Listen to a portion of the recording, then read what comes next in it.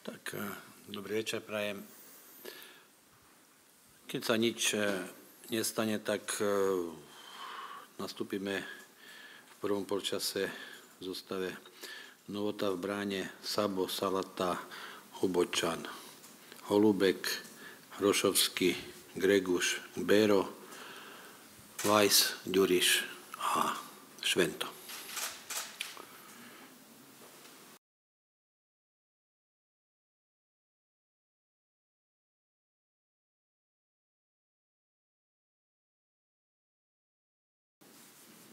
Dobrý deň. Tak pozeral som zápas posledný proti Írsku, čo hrali v sobotu a musím povedať, že v prvom polčase dominovali, boli lepším mužstvom, mali šance, nedali a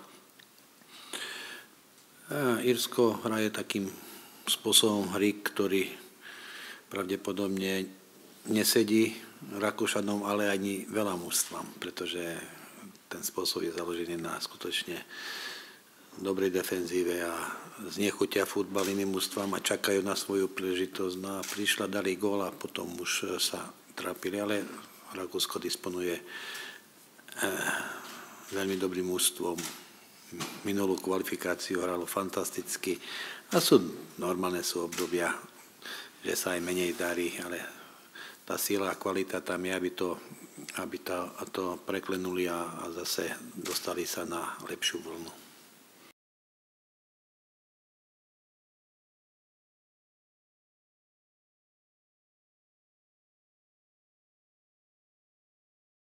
Tak prakticky na jeseň nehrali žiadny prípravný zápas, pretože tá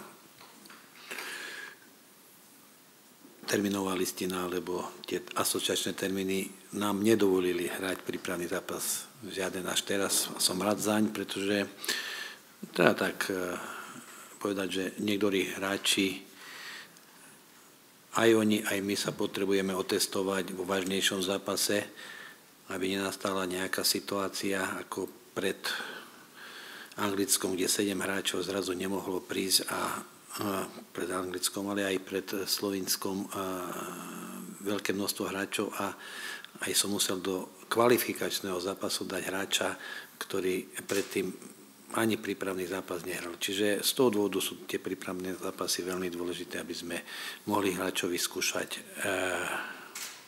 Máme tu skutočne 18 hráčov, ktorí dostanú šancu, budem sa snažiť, aby aspoň po polčase hrali aj tí ďalší a skutočne dobrý, kvalitný súper a myslím si, že tešia sa na futbal, na zápas a vydajú sa všetko, aby sa prezentovali dobrým výkonom.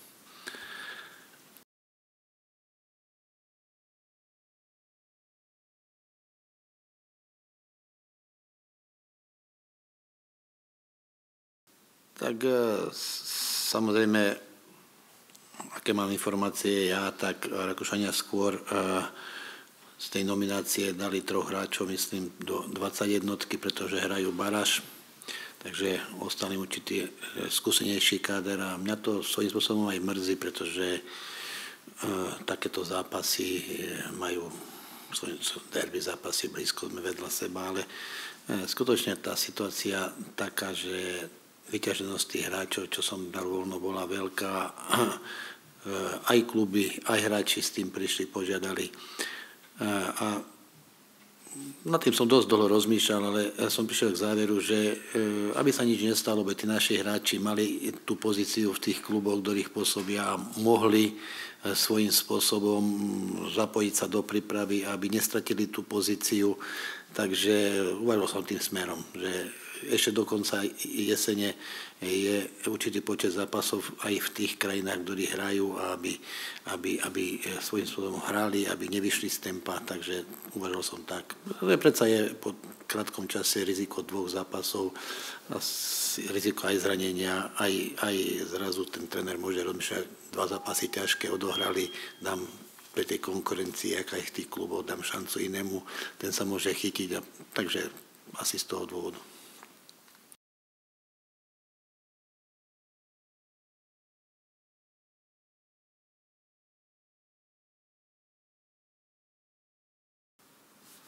Tak ja a určite aj hráči k tomu pristúpime s plnou vážnosťou, nakoľko ja priateľské zápasy neuznávam. Je to vážna príprava, pretože tí hráči, čo dostanú príležitosť, nemajú toľko priestoru sa ukázať, čiže svojím spôsobom je to vážna príprava a takto berú všetky mužstvá už. Ja som minule povedal, keď som pozeral prípravný zápas Holandsko-Belgicko, tak to bolo obrovské nasadenie a mali ho ten zápas pripravený pred kvalifikačným zápasom. Čiže dnes už sa hraje s plnou vážnosťou a taký aj zápas očakávam zajtra.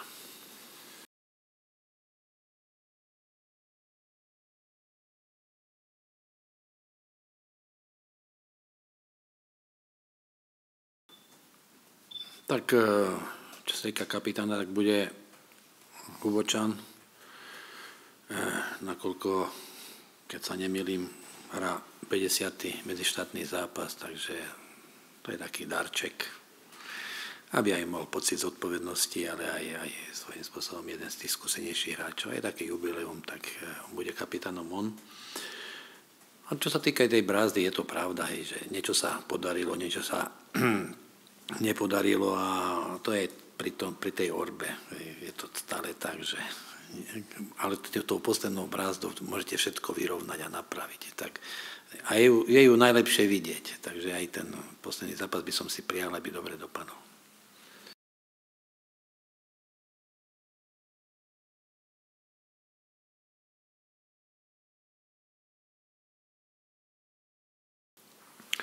Tak je tam ešte aj okrem.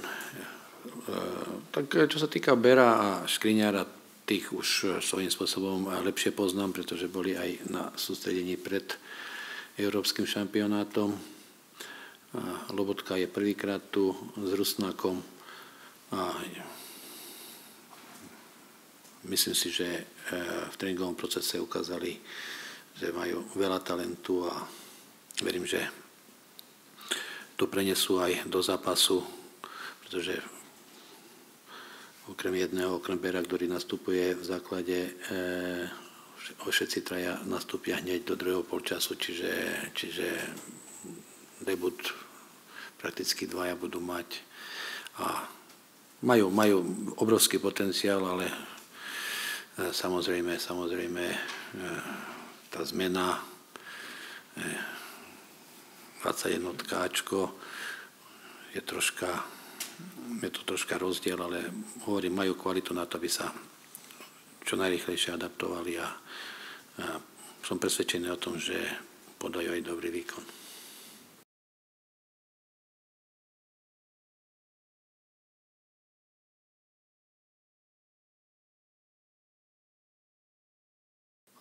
Tak Jano Novota je jeden poctivý brankár, poctivý futbalista, človek, takže